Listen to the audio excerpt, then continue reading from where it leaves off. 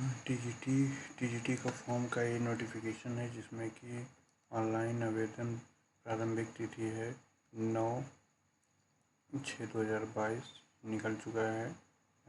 9 तारीख को ये फॉर्म रिलीज हुआ और जो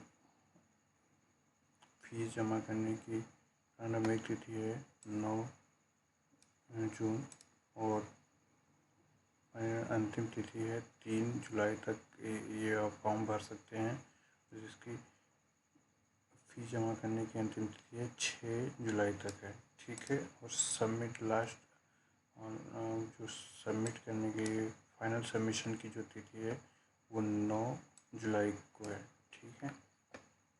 और इसकी जो रिक्त पद हैं 3539 पद हैं, उसमें बालक और बालिका का एक वर्गीकरण किया गया है कि कितने बालक कितने बालिका इसमें भर सकते हैं। ये सारी चीज़ें नोटिफिकेशन वेबसाइट upscsb.org पर ऑनलाइन किया जाएगा। किसी भी और इसके अलावा किसी भी माध्यम से ये आवेदन स्वीकार नहीं किया जाएगा। और इसमें जो इन्होंने जो रिक्त पद दिया हुआ है इसमें जो संख्याएं घट बढ़ भी सकती हैं या वो लास्ट टाइम में जब होगा उसमें दिखाया जाएगा। और भाषा संबंधी प्रश्न उसी भाषा में होंगे। हिंदी का प्रश्न पत्र अगर होगा तो हिंदी में, संस्कृत का प्रश्न पत्र संस्कृत में, अंग्रेजी का प्रश्न पत्र अंग्रेजी में तथा उर्दू का प्रश्न पत्र उर्दू में होगा। अगर किसी को आरक्षण जो होगा आरक्षण अगर मिलेगा तो वो उत्तर प्रदेश निवासी के लिए अनुमन्य है। वो उत्तर प्रदेश के जो निवासी होंगे उनके लिए आरक्षण सूची दी जाएगी। आर्थिक रूप से कमज़ोर वर्ग EWS जो होता है इकोनॉमिकल वीकर हैं उनके लिए 10% का आरक्षण का प्रावधान भी है। उसके बाद कि पूर्ण आवेदन इसके सापेक्ष जमा करने के बाद आवेदन सबमिट करने की अंतिम तिथि 9 जुलाई तक आवेदन आपको सबमिट करना ही करना है, ठीक है।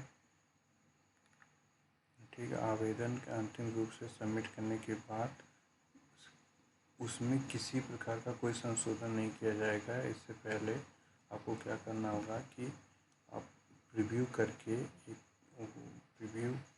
आप चेक कर लें कि हमने कोई भी कुछ गलत तो नहीं भर दिया है। अगर रिव्यू करने के बाद अगर कुछ भी गलत होता है तो उसको बैक करके आप पहले उसको सही कर लें, फिर उसके बाद फाइनल सबमिशन पे जाएं।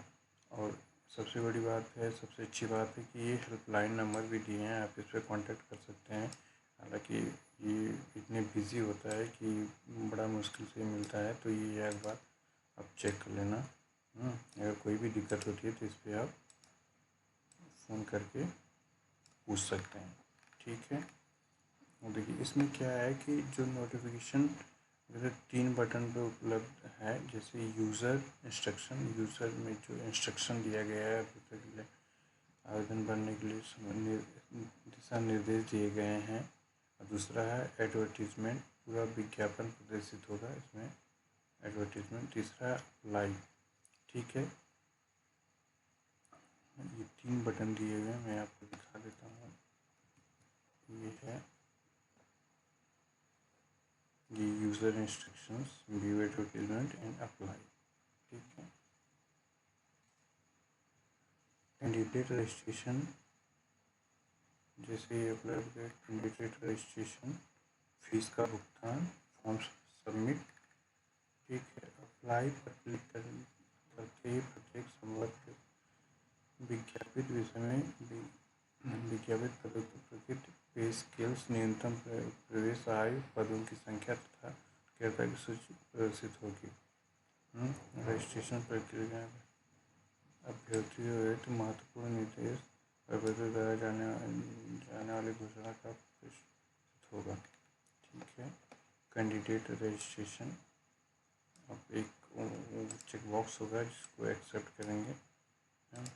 उसके बाद रजिस्ट्रेशन में आप अपना नाम, पिता, पति, माता का नाम, जन्मतिथि, जेंडर, नागरिकता, ये सारी चीज़ें आपको वो भरनी है।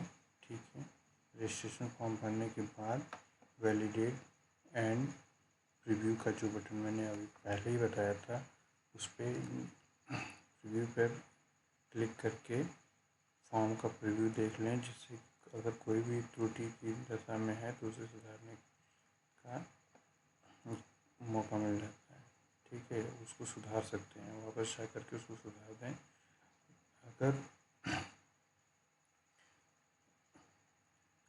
अगर कोई भी गलती नहीं है तो final submission, submit application, final submission आप कर सकते हैं। उसके बाद आपके फॉर्म में कोई भी चेंजेस नहीं होंगे। ठीक। दूसरा है एक रजिस्ट्रेशन एक्नॉलेजमेंट स्लिप प्रदर्शित होगी। दूसरे पृष्ठ पर एक एक्नॉलेजमेंट रजिस्ट्रेशन एक्नॉलेजमेंट स्लिप प्रदर्शित होगी, जिसमें 16 अंकों का पंजीकरण संख्या होगा। जो आप रजिस्ट्रेशन किए हैं वो वाला नंबर, उसका आप प्रिंट ले करके रख लें। ठीक है, प्रिंट निकाल लें। शुल्क भुगतान करने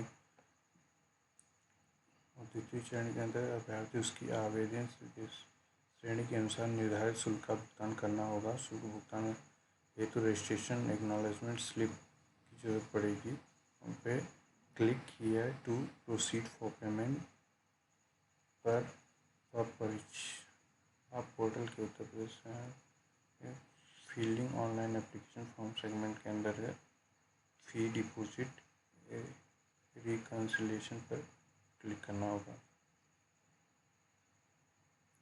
उस पर क्लिक करने के बाद क्या होगा, मल्टी ऑप्शन पेमेंट सिस्टम वो ट्रिगर हो जाएगा, जिसमें प्रदर्शित हो जाएगा इतने मोड प्रदर्शित हैं। पहला net banking, card payment, other payment mode सारे आपको मिलेंगे। इसका जो भुगतान होगा, भुगतान वेबसाइट जैसा पालना, credit card, debit card, internet banking या SBI बैंक द्वारा ई चालान के माध्यम से किसी एक माध्यम द्वारा ही करना होगा। निर्धारित 50 शुल्क जमा करने के बाद पेमेंट एक्नॉलेजमेंट रिसिप्ट प्रदर्शित होगी। शुल्क जो फी जमा करने का पूरा विवरण ट्रांजैक्शन ID सहित संयुक्त रहेगा। इसका प्रिंट प्राप्त कर ले। प्राप्त ट्रांजैक्शन ID का प्रयोग कर अभ्यर्थी फॉर्म का तीसरा भाग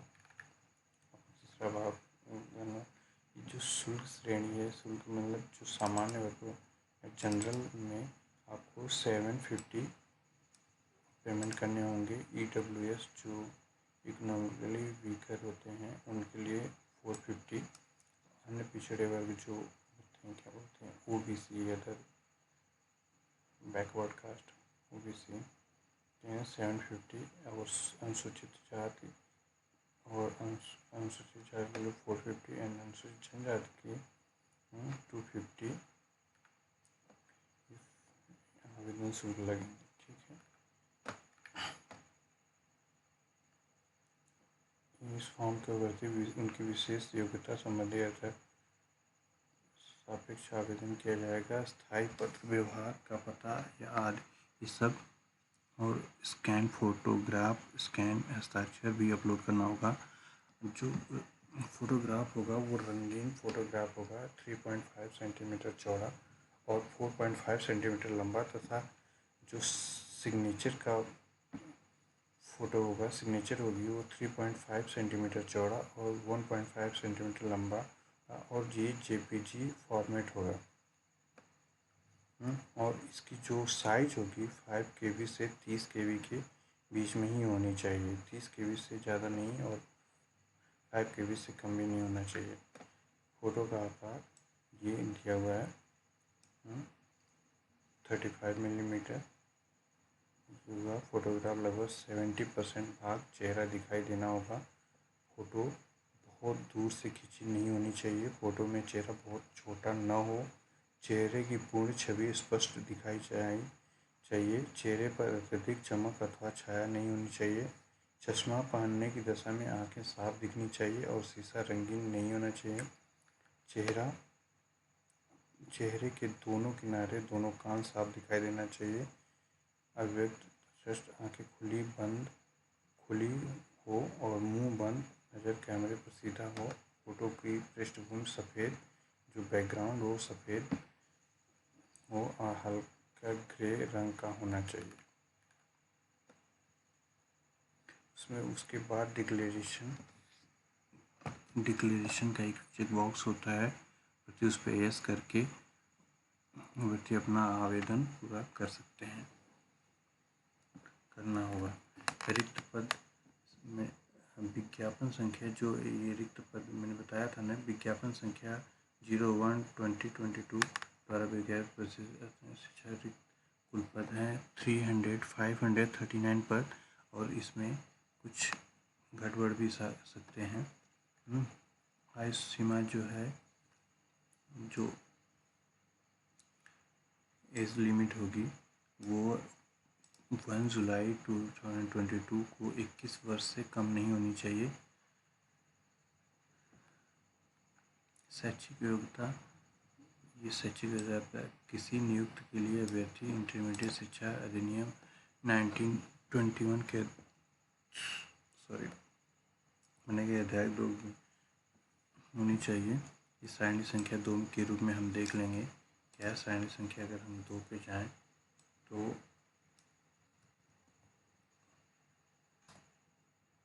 ये सारणी संख्या 2,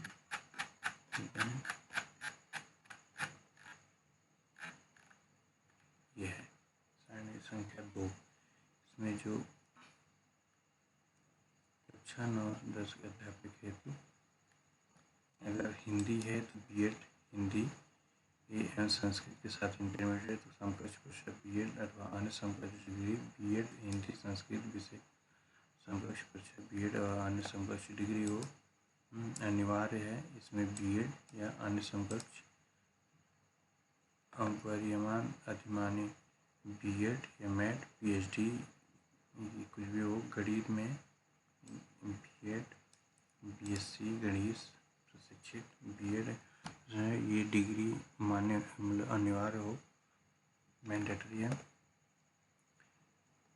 गृह विज्ञान में गृह विज्ञान के अर्थशास्त्र, होम इकोनॉमिक्स, घरेलू अर्थ की प्रशिक्षित बीएड अथवा गृह विज्ञान महाविद्यालय का टीसी अथवा लेडी एरविन कॉलेज दिल्ली का डिप्लोमा, इसमें भी बीएड मैंडेटरी होगा। कि उर्दू के लिए बीएड मतलब बीएड आपको मैंडेटरी ही है सारे विषय के लिए, ठीक है। अंग्रेजी संस्कृत बीएड या अन्य समकक्ष डिग्री अनिवार्य हो।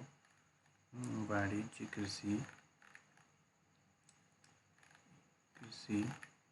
शारीरिक शिक्षा विज्ञान जीव विज्ञान सामाजिक, ये हमारे पास ये नोटिफिकेशन है निवादन,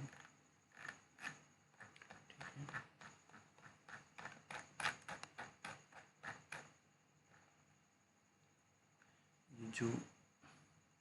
ये जो सीट दिया गया है टोटल ये 3539 में, ये इंग्लिश के लिए इतनी है 511, हिंदी के लिए 509 और गणित मैथ्स के लिए देखिए 508, ऐसे करके सारे 320 इतना।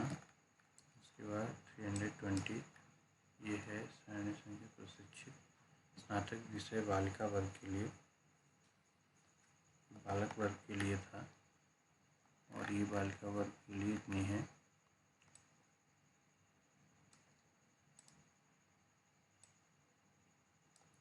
ठीक है, ये है नोटिफिकेशन। और मैं एक चीज़ और आपको दिखा देता हूँ कि आपको जो ये है ट्रांसलेटर टीचर का यूज़र इंस्ट्रक्शन, ये हिंदी में निर्देश दिए गए हैं।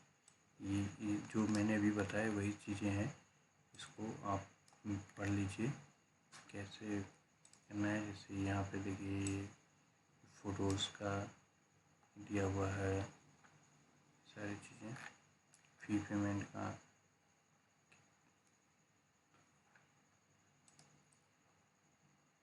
व्यू एडवर्टीजमेंट कोई नहीं है।